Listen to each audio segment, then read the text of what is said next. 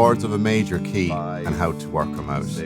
You'll often hear musicians saying to each other, oh, it goes to the 5 chord. No, it goes to the 4 chord there. It goes to the 2, goes to the 3, this kind of thing.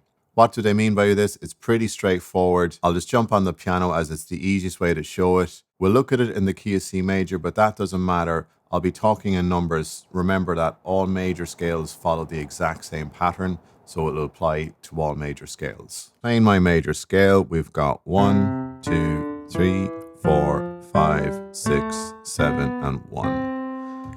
We build our chords up in thirds, so the first chord of the key is the first note of the scale, the third, and the fifth. And that's a major chord. In this case, C major, but that doesn't matter. And we just keep doing that as we go up the scale. So we go up to the next note, 2, 4, and 6. Again, building in thirds. That's a minor chord. So the 2 chord is minor. The 3 chord, 3, 5, and 7. That's minor. 3 chords minor. The 4 chord, that's a major chord. 4, 6, and 1. Then we go to the 5 chord, which is a 5, a 7, and a 2.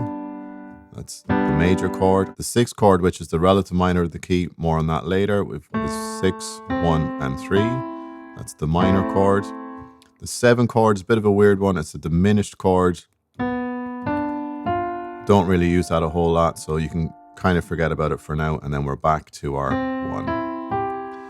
So to summarize, chords 1, chord 4, chord 5 are major, chord 2, chord 3, and chord 6 are minor.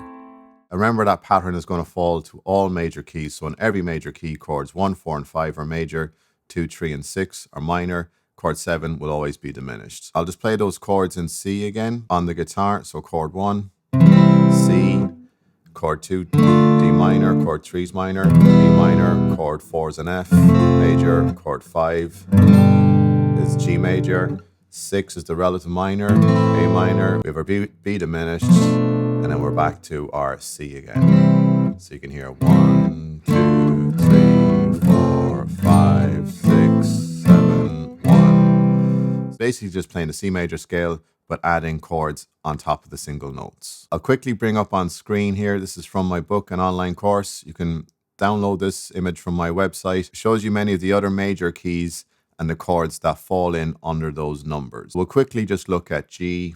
You can see G is 1, A minor is 2, B minor is 3, C is 4, D is 5, 6, E minor, relative minor, F sharp diminished is our 7 chord, and then we're back to 1.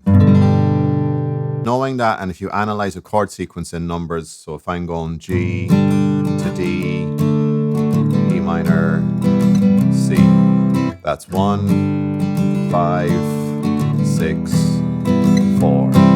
Very common chord sequence. You can apply that now to other keys. So let's do it in C quickly.